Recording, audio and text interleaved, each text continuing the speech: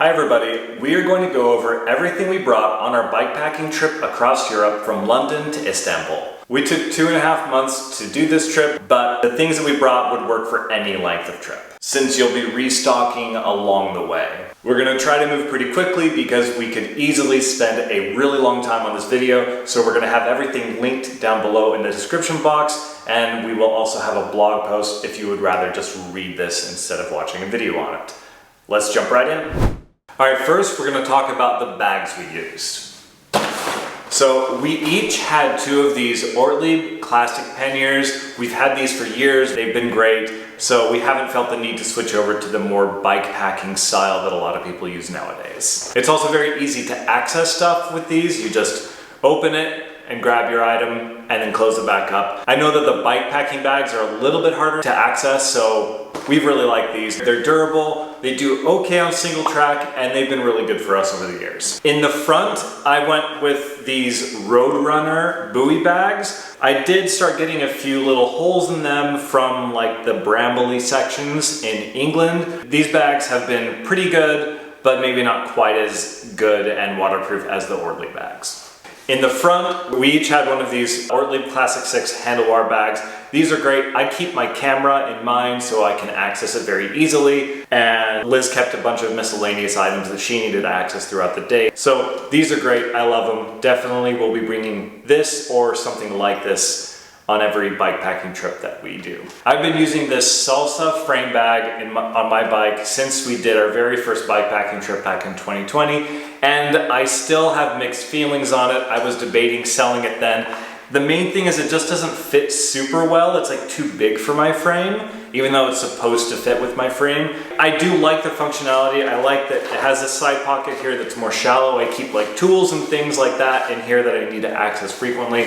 I keep other things that I might need to access throughout the day on this side, such as maybe rain jackets, and maybe some other miscellaneous bike tools and some snacks as well. It's also not 100% waterproof. In a couple of the big storms that we had, water did come in. I think it may have leaked in through the zipper, so keep that in mind. It's not 100% waterproof. Each of us had these Salsa anything or anywhere cages on the front fork of our bikes. And so I kept my Roadrunner bags on mine, and Liz kept water bottles on hers. I think if we were to do it again, Liz, instead of putting water bottles in front, she might opt for panniers or something else to be able to better distribute the weight towards the front of her bike because she was very back heavy. So these things are really awesome. These are the Relevate Designs feeder bags. Liz had 2 of these, I had 1, and they are great to just be able to access things easily in here. You can actually surprisingly stuff these things very full, so these are great. The one last thing is that on my bike I had a smartphone mount from Thule. Maybe a quad lock would be a better option to go to eventually, or I know that Peak Design has a phone mount that looks really nice.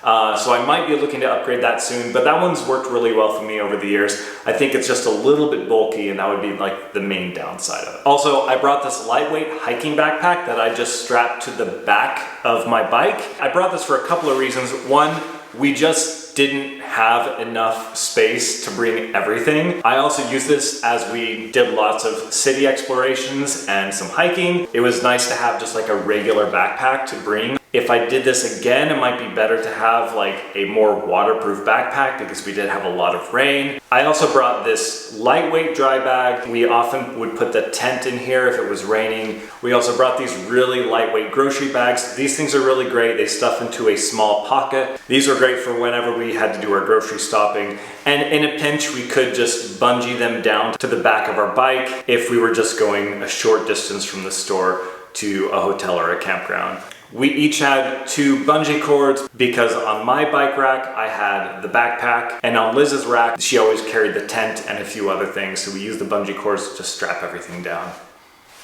And that's it for bags. Okay guys, one other thing before we dive into what's inside the bags that I wanted to talk about that's external on us, and it's specifically these Dabrim visors. We get asked about these all the time. To give you guys some background on where these visors and stuff came about for us was after we finished the Great Divide mountain bike route in 2020. If you guys seen that series, that was our first ever bike packing trip, and we fell in love with that style of travel and outdoor adventure. But I ended up developing all these sunspots on my face like nothing I've ever experienced before. I ended up actually getting a sunspot that comes out here on my upper lip.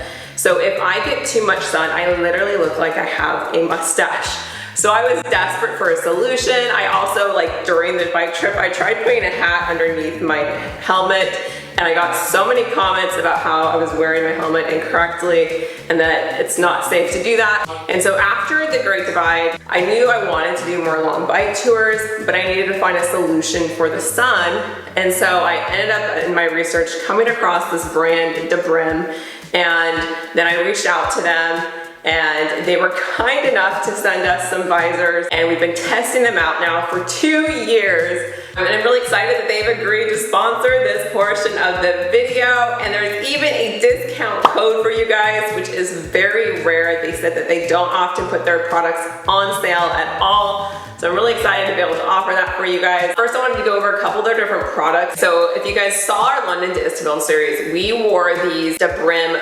Rezo visors the entire time. We have the 4-inch version, which we really liked for extra front protection. And these are great. They also have some other options I wanted to talk to you guys about if you want a more 360-degree protection. I'm gonna overlay footage of them on because I think that's helpful to kind of see. So one of the big differences between these, other than obviously the width of the brims, is the wind resistance ability. They're specially designed to withstand combined wind forces of up to 25 miles per hour for the classic, and the sporty you get a little bit more wind with 35 miles per hour. If you live in a really windy area, I would say that probably the Rezo visor is gonna be your better option. We didn't have any issues with these the entire 2,500 miles across Europe, and they stayed on really good. They protect you against the sun, but they also protect you against the rain, which definitely came in handy for our trip. And so for example, if you have glasses, I think this could be a really great protection for that to help prevent rain getting in there. There's definitely a bit of a learning curve initially putting them on your helmets. Once you get it, we find that they stay on really good. So yeah, we love these, can't recommend these enough. I hope you guys can enjoy and have lots of sun protection along the way. I know it's definitely changed my ability to be able to do these trips. Don't forget to use our discount code. We'll have that in the description box below. And back to our packing list. Now on to the camping equipment. So both of the tents that we used on the trip, we do not have with us anymore. The first one, if you saw our Switzerland video, died in that big storm. We ended up throwing it out. And then the one that we bought there in Italy, it was a Robson tent. We ended up just leaving it in Turkey before we came back to the US because it was an okay tent, but it wasn't great. This is the tent that we wish we brought. It's the REI half dome tent. They probably have a different version now. The reason we didn't bring this tent is because we wanted to go really lightweight. The tent that we brought, which was the Big Agnes Fly Creek, that's about 2 pounds, and this one is like 4.5 or 5 pounds. So I think in the end that 2 or 3 pounds that it saved us was not worth the trouble that it put us through.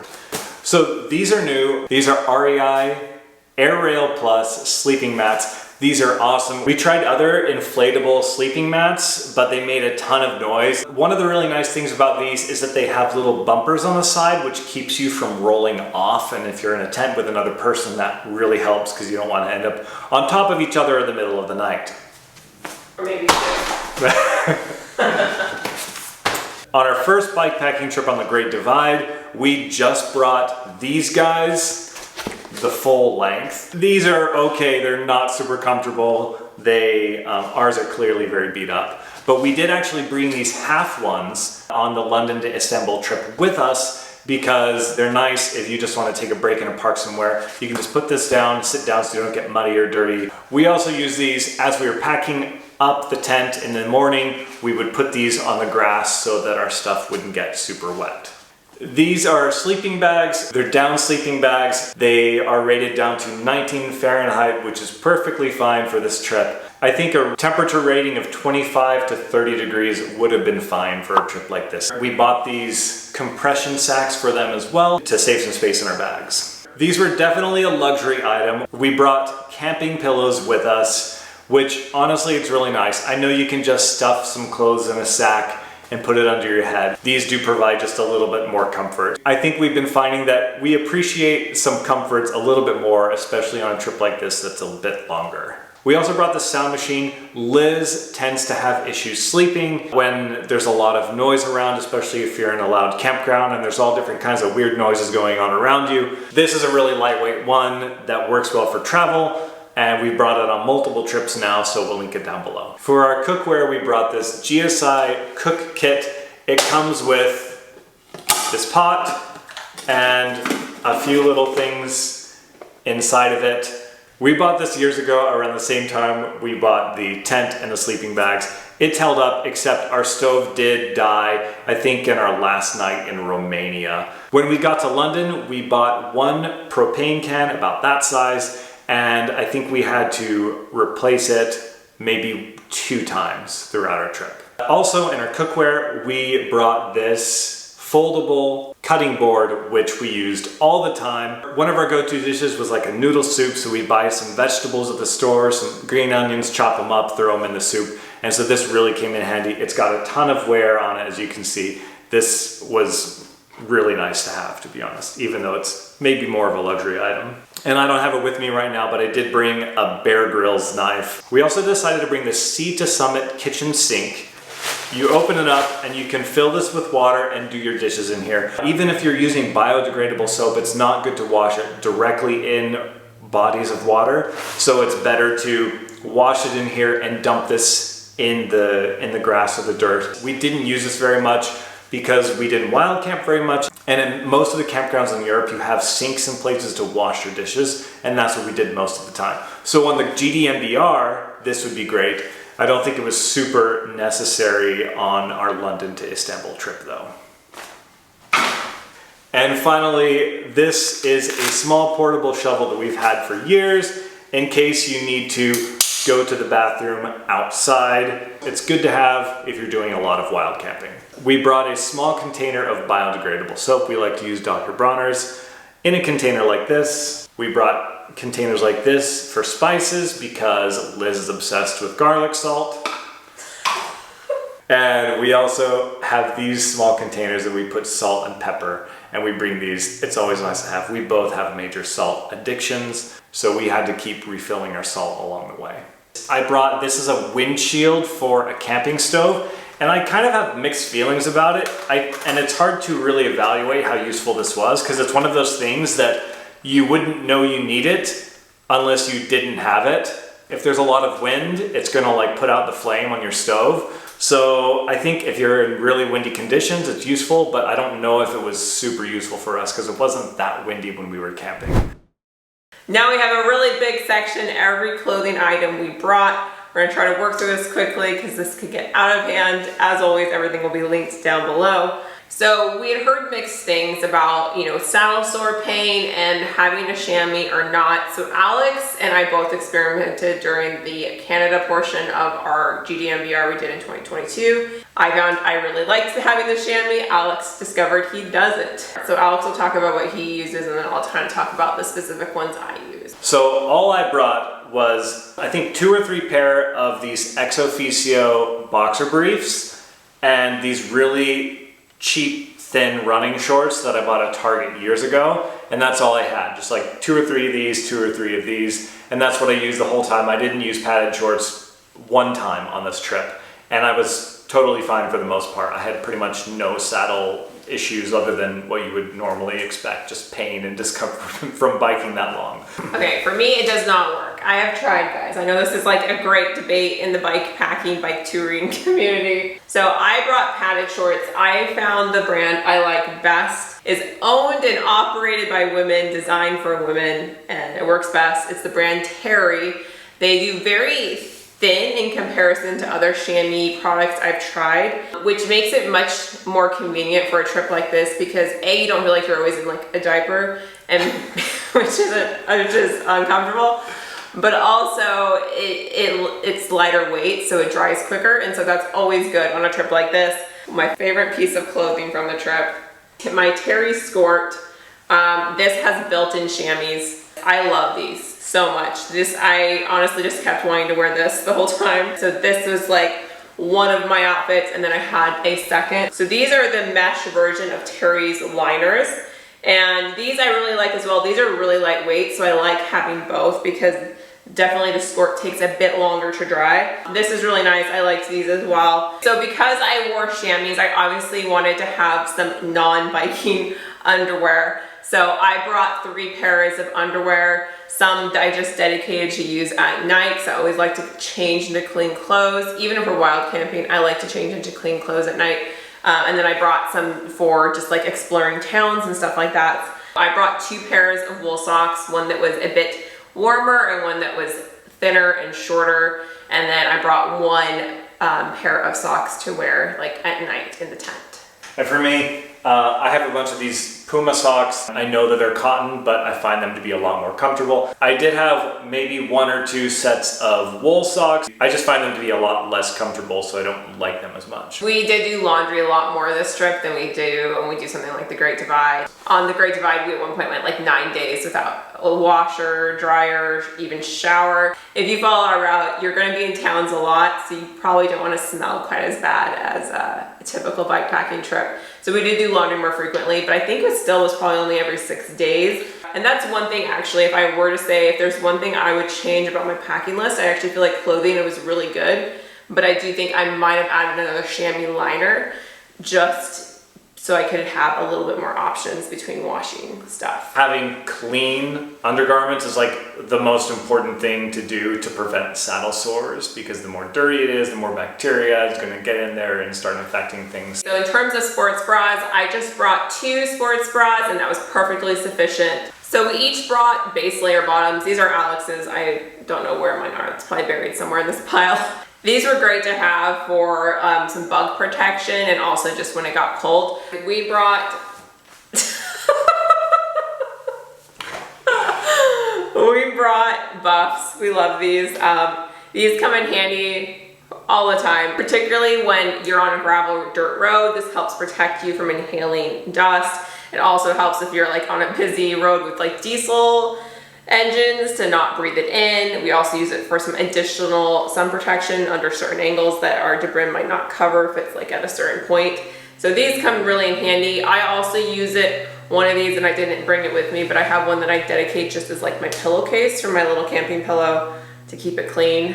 Sleeves. So we each brought a pair of the arm sleeves and I brought a pair of the leg sleeves. I did use them several times, but I probably could have gone without them. But the arm sleeves we used a lot. They are still filthy and stained because of how much we use them. So I highly, highly recommend getting arm sleeves. I know, they're really nice because you can also just put them down when you don't want them. These I'm always going to bring on trips from now on. So we each brought 2 biking shirts. And we don't follow the typical outdoorsy principle of not bringing cotton on trips like this.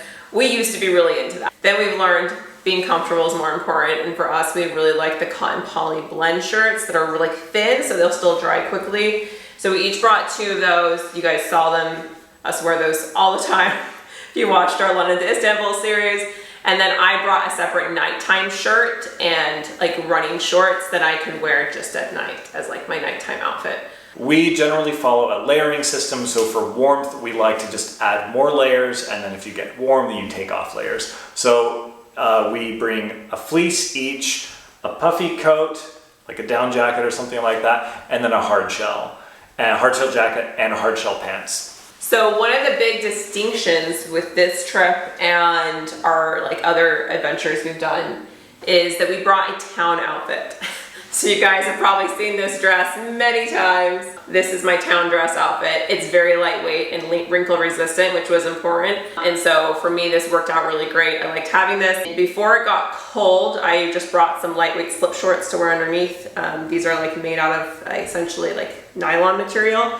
So they're very lightweight. I switched to essentially the equivalent of that after it started getting cold. I think it was in Belgrade. And that way I could have like a pant version as well. And this worked out really well for me because it is pretty lightweight. This also came in handy because we would take turns doing on laundry days. And so like we would wash our town outfits essentially every other time we would do laundry. In other words, the other person would lie at home naked while while the other person did laundry. That's pretty much how it went. Yeah, in case anyone wonders the specifics. So this is what I brought. Alex just brought, I think actually, you brought pants, right?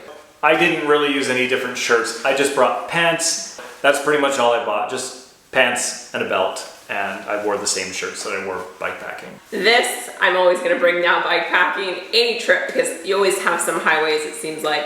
This came super in handy. I would not have wanted to do this trip without some sort of reflection device. So we each brought a pair of shorty biking gloves, and I lost mine multiple times and had to replace them during the trip. All right, I brought an eye mask. Given the nature of sleeping in a tent a lot, you're very exposed to light. So for me, I really needed this. I would not have made it, I feel like, without this. I'm also a very finicky sleeper, so I use this all the time. Also, we brought cases like this, which are really great for sunglasses. We always bring an extra pair of sunglasses per couple. All right, now we're gonna move on to shoes.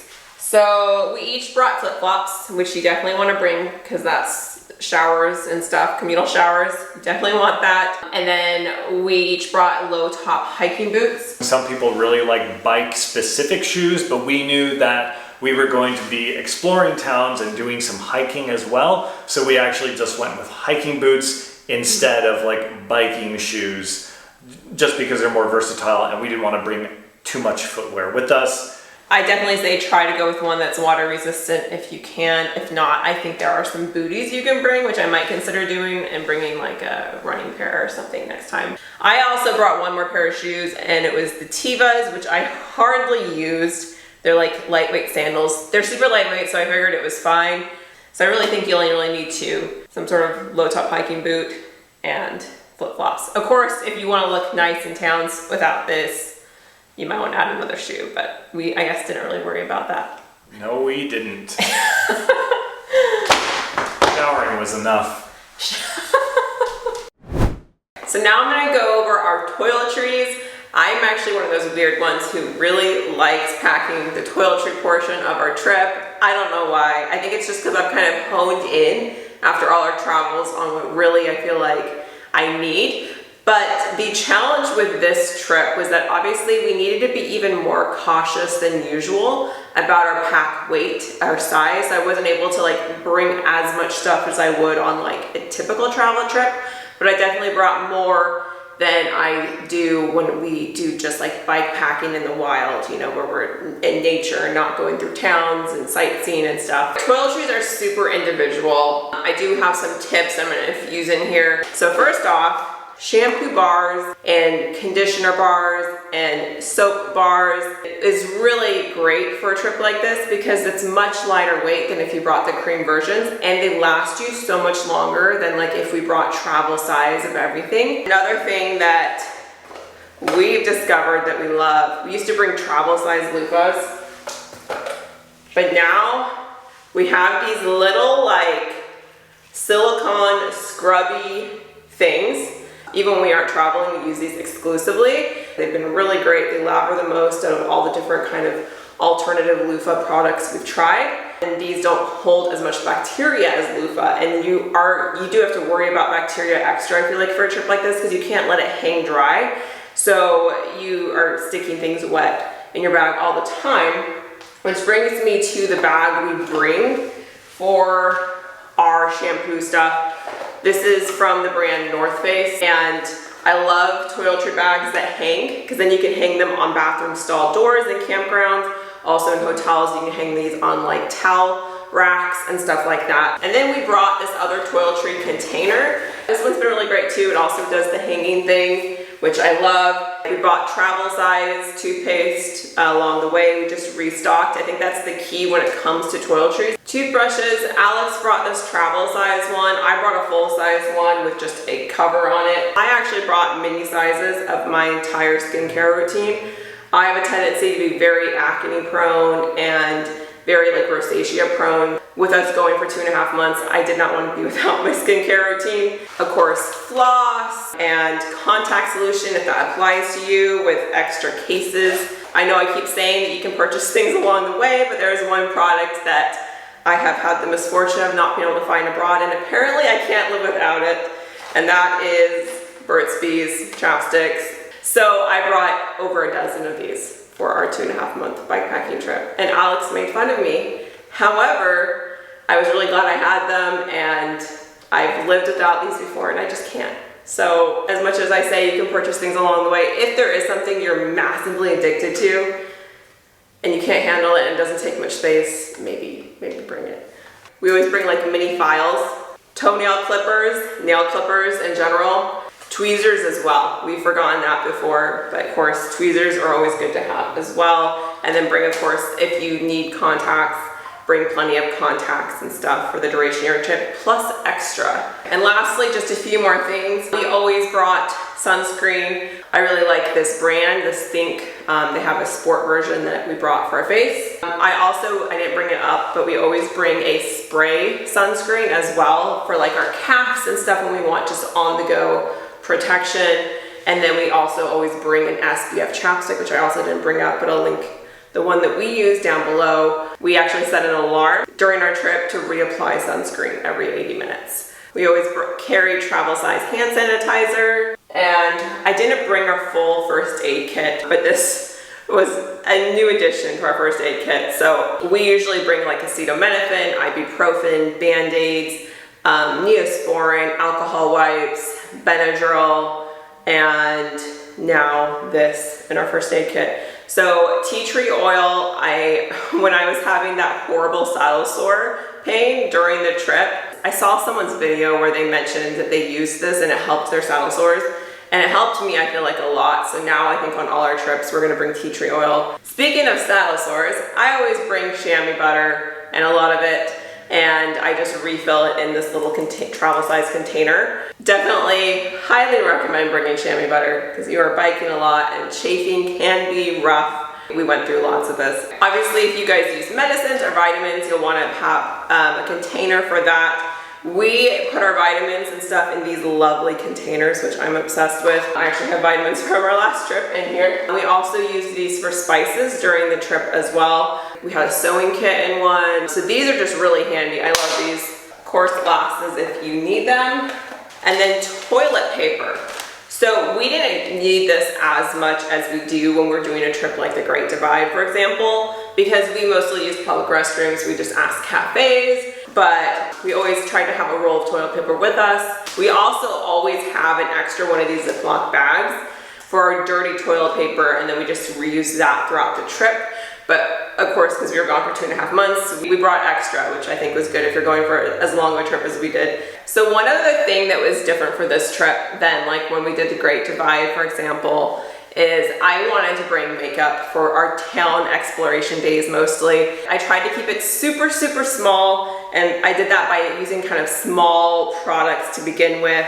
I really didn't go through much, so mini size things is all I brought, and it was plenty for the whole 2.5 months that we were gone. For menstrual products, I cannot recommend enough a menstrual cup. So the nice thing about menstrual cups is that they last you 12 hours. And now I can't imagine doing a trip like this without having a Diva cup.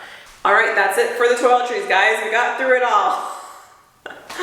Let me know if you have any questions about specific products. I'm happy to dive into details about what works for us on the road. Also, don't forget a microfiber towel for camp showers. All right, on to the next section.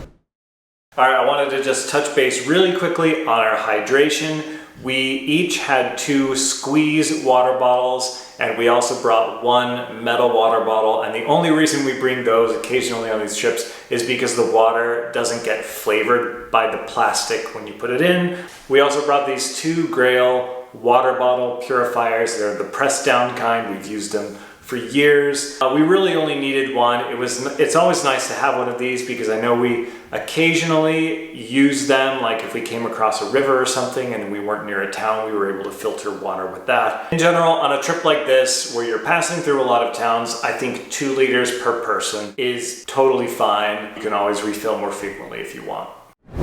Now on to bike maintenance. Of course, you need a pump, and if you're using a Presta valve, you need the Presta adapter like I have there on the tip. A multi-tool is essential, especially on this trip. I brought a multi-tool so that I could reassemble the bikes once we landed in London, right at the airport. I brought a tire pressure gauge, which is absolutely essential. Our first trip, we did it without a gauge, and we never knew what tire pressure we were running. We were probably too low, to be honest. We had a few spare parts. We had 2 chains that are now on our bikes. It turned out to be pretty useless to bring extra chains with us because usually you have to replace those with the cassette, and we probably should have just replaced the whole thing before we started. I brought a brand new axle with me, which turned out to be absolutely essential because I needed to replace my axle like on our 2nd or 3rd day of our trip. We did bring a spare derailleur hanger.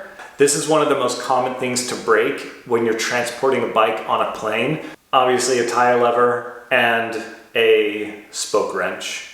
Definitely bring some kind of tape. This is like a Gorilla tape, so Gorilla tape, duct tape, something like that's really good.